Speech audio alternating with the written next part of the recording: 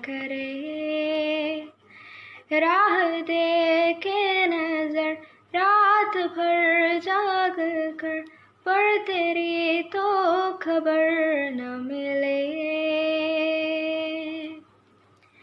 बहुत आई गए यादें। എല്ലാവർക്കും നമസ്കാരം. നമ്മളിന്ന് ഒന്നാമത്തെ ലെസണായ നെഹ്റു കാ രാസ്ത എന്ന പാഠവുമായി ബന്ധപ്പെട്ട്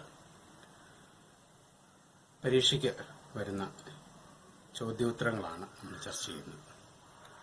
കഴിഞ്ഞ 3 ക്ലാസ്സുകളിലൂടെ നമ്മൾ പാഠവും അതിൻ്റെ പ്രധാനപ്പെട്ട പോയിന്റ്സുകളെല്ലാം നമ്മൾ ചർച്ച ചെയ്തു. ഇനി നമ്മൾ ഇതിൽ വരുന്ന ചോദ്യങ്ങൾ ഇതൊക്കെയാണ് നോക്കാം. ഒന്നാമത്തെ ചോദ്യം, जीवन दृष्टि और राजनैतिक विचार में गांधी जी और नेहरू में क्या भिन्नता है? അപ്പോൾ ജീവിതത്തെ കുറിച്ചുള്ള കാഴ്ചപ്പാടിൽ അതുപോലെ തന്നെ രാഷ്ട്രീയമായിട്ടുള്ള ചിന്തയിൽ ഗാന്ധിജിയും നെഹ്റുവും തമ്മിലുള്ള വ്യത്യാസം എന്താണ്?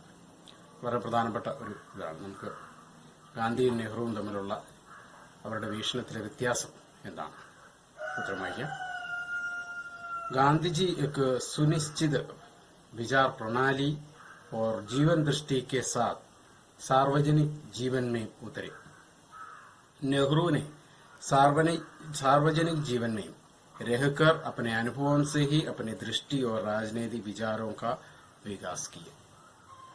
അപ്പം ഗാന്ധിജി ഒരു വ്യക്തമായ കാഴ്ചപ്പാടോട് കൂടിയാണ് പൊതുജീവിതത്തിലേക്ക് വന്നതെങ്കിൽ നെഹ്റു പൊതുജീവിതത്തിൽ വന്ന് അനുഭവങ്ങളിൽ നിന്നാണ് തന്റെ കാഴ്ചപ്പാട് രൂപപ്പെടുത്തിയത്. ഇതാണ് ഇവർ തമ്മിലുള്ള പ്രധാന വ്യത്യാസം. രണ്ടാമത്തെ ചോദ്യം, നിശ്ചിത വിചാർ പ്രണാലിയോ കെ സംബന്ധ മേ നെഹ്റുജി കാ വിചാർ ക്യാ ഹൈ? അതായത് മുൻകൂട്ടി ഉള്ള ഒരു ചിന്താധാരയെ അങ്ങനെ പിന്തുടരുന്നതിനെ കുറിച്ച് അല്ലെ ഗാന്ധിജിയുടെ ആ രീതിയെ കുറിച്ച് നെഹ്റുവിന്റെ കാഴ്ചപ്പാട് എന്താണ് എന്നാണ്. അത് നെഹ്റു അതിൻ്റേത് വ്യത്യസ്തമാകാൻ നെഹ്റുവിൻ്റെതായ ന്യായീകരണം എന്താണ് എന്നുള്ളതാണ്. गांधीवाद, पूंजीवाद, समाजवाद, साम्यवाद आदि विचारधाराओं से नेहरू अवश्य प्रभावित थे, लेकिन इनमें किसी एक को वे पूरी तरह स्वीकार नहीं कर पाए. किसी एक विचारधारा पर स्थिर रहना उनकी दृष्टि में जड़ता का लक्षण है.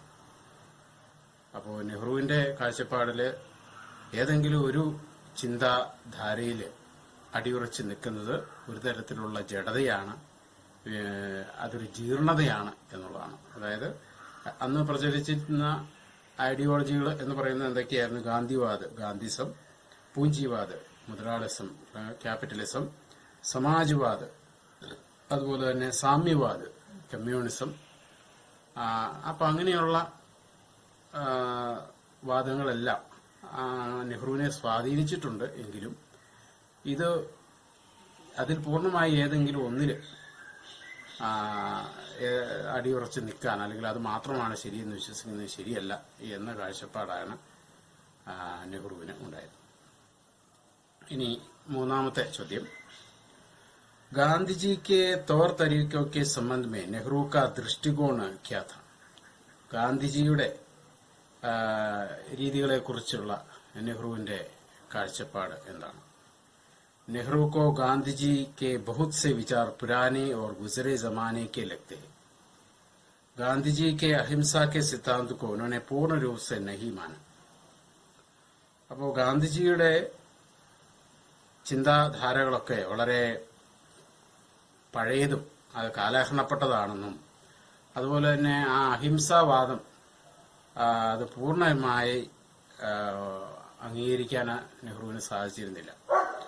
അപ്പോൾ അഹിംസയുടെ മാർഗത്തിലൂടെ അരിച്ച പൂർണ്ണമായ ലക്ഷ്യപ്രാപ്തിയിലേക്ക് എത്തും എന്ന് അദ്ദേഹം കരുതിയിരുന്നില്ല. അടുത്ത ചോദ്യം, साम्यवाद के हिंसा के रास्ते के संबंध में नेहरू जी का विचार क्या था? സാമ്യവാദം എന്ന് വെച്ചാൽ കമ്മ്യൂണിസത്തിലെ ഹിംസയുടെ മാർഗത്തെക്കുറിച്ച് നെഹ്റുവിന്റെ അഭിപ്രായം അല്ലെങ്കിൽ ചിന്ത എന്താണ്? हिंसा के रास्ते के संबंध में नेहरू जी का विचार यह था कि हिंसा से आज किसी भी समस्या का समाधान संभव नहीं है। हिंसा का स्वरूप अत्यंत भीषण और संहारक है। गलत साधनों से सही नतीजे नहीं प्राप्त किए जा सकते. അപ്പോൾ കമ്മ്യൂണിസത്തിന്റെ ആ ഒരു ചിന്ത ഹിംസയുടെ മാർഗത്തിലൂടെയാണെങ്കിൽ പോലും ശരിയായ ലക്ഷ്യത്തിനു വേണ്ടി മുന്നോട്ട് പോകാം എന്ന ആ കാഴ്ചപ്പാട് അതൊരു ശരിയായ ഒരു പരിഹാരമല്ല പ്രശ്നങ്ങൾക്ക് എന്നാണ് നെഹ്റുവിന്റെ കാഴ്ചപ്പാട്. ഹിംസ കാ സ്വരൂപ അത്യന്ത ഭീഷൺ ഓർ സംഹാരക.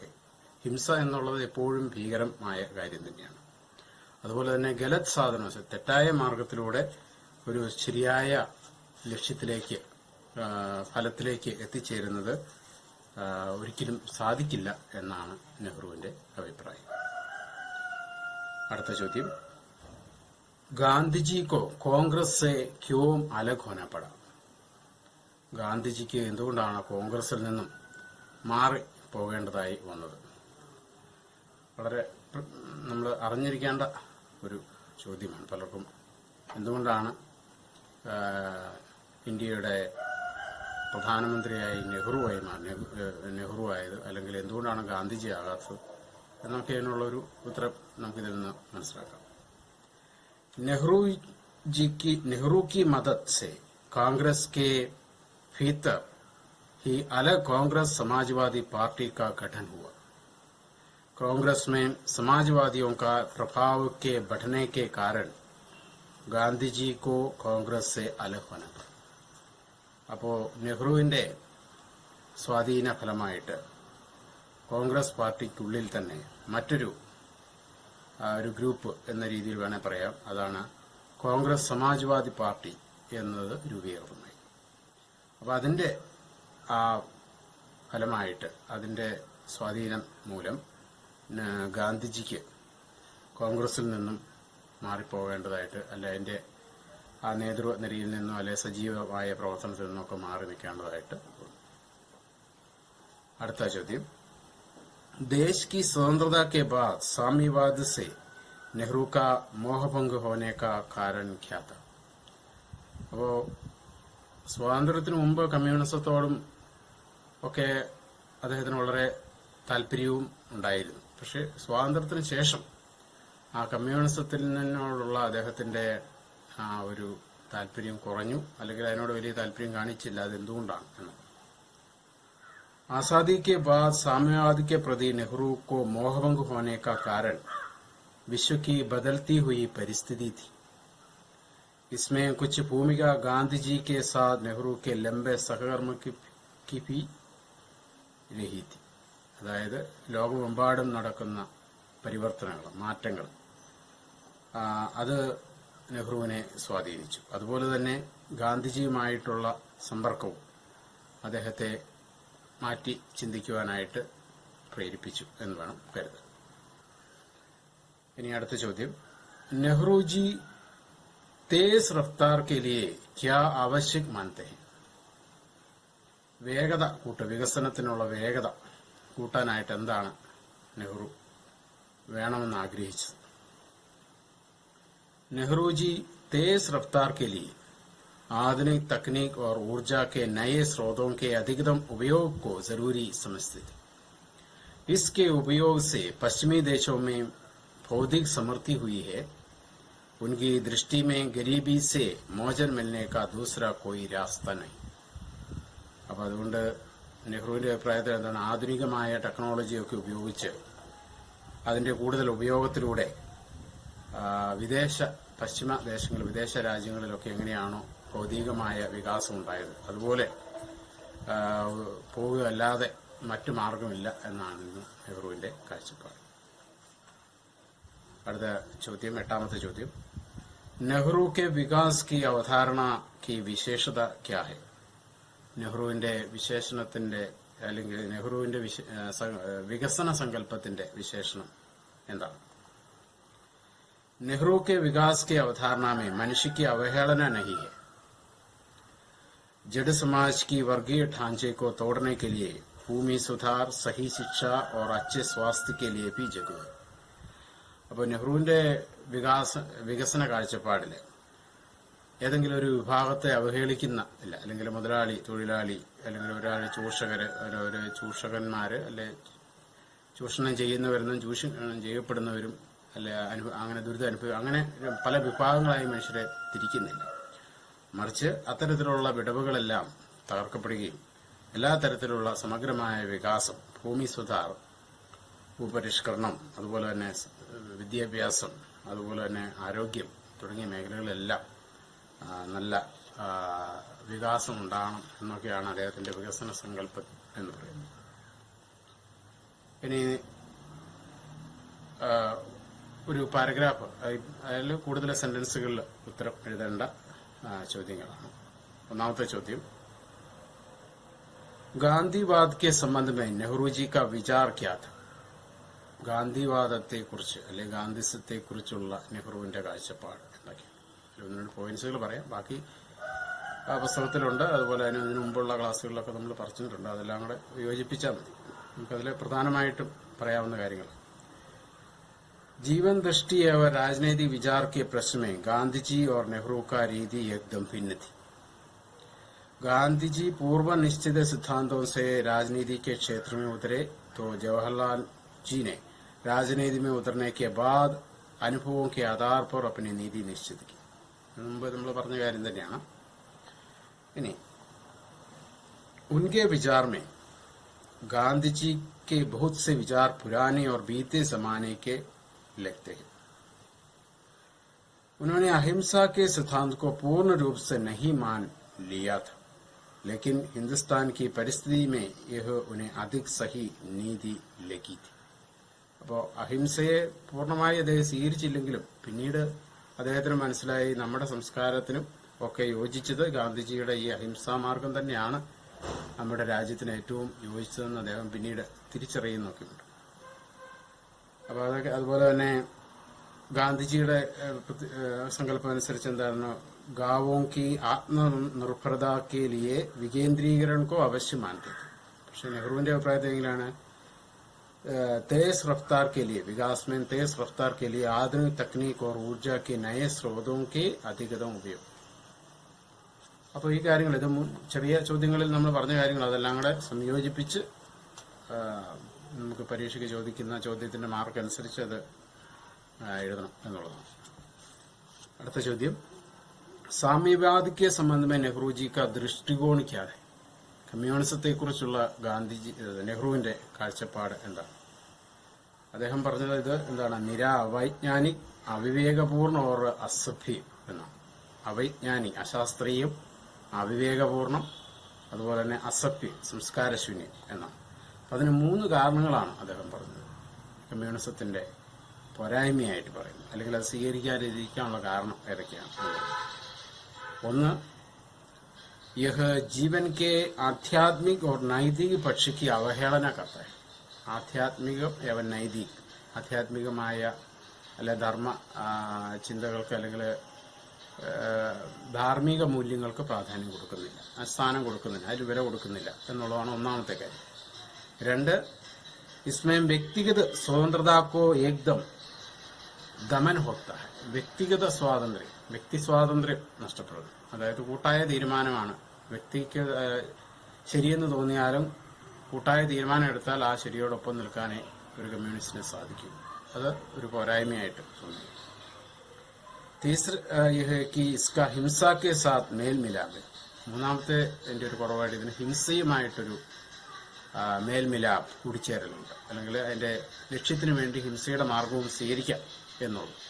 അപ്പൊ അതുകൊണ്ട് ഈ 3 പോരായ്മകൾ ഉണ്ടെന്നുള്ളതാണ് നെഹ്റുവിന്റെ കാഴ്ചപ്പാടിൽ കമ്മ്യൂണിസത്തിന്റെ പോരായ്മയായിട്ട് പറയുന്നത്.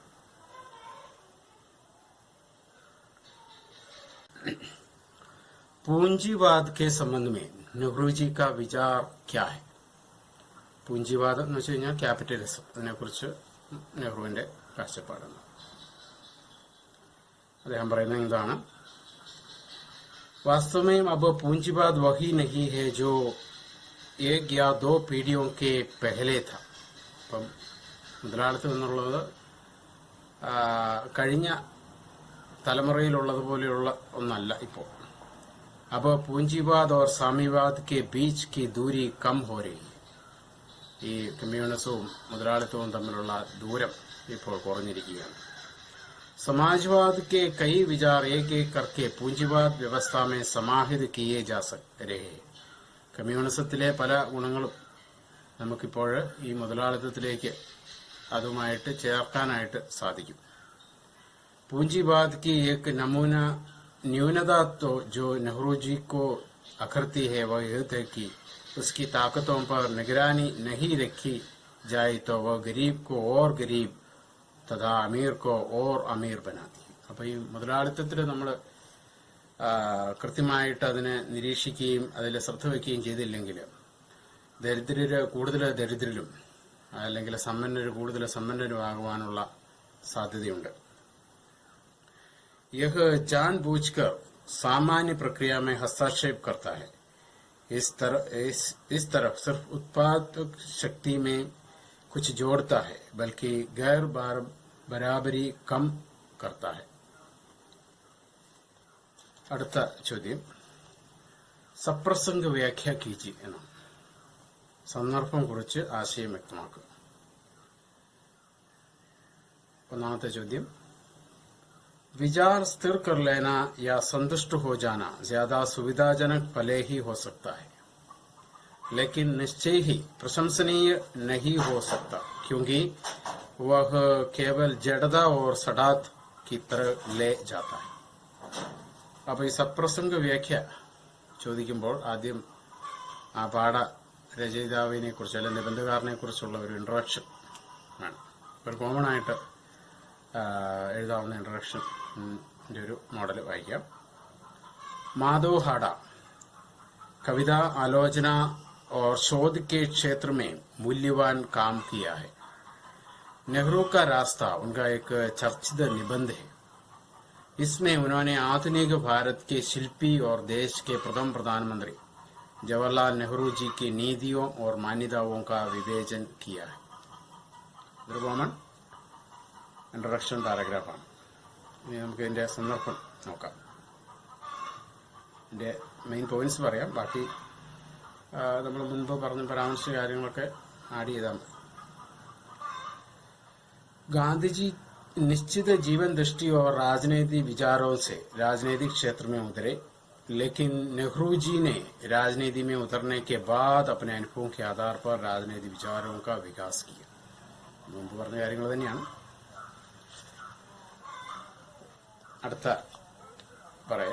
അടുത്ത ചോദ്യം, സന്ദർഭം. हिंसा के रास्ते आज की किसी भी बड़ी समस्या का समाधान मुमकिन नहीं है क्योंकि हिंसा का स्वरूप अत्यंत भीषण और संहारक हो गया है.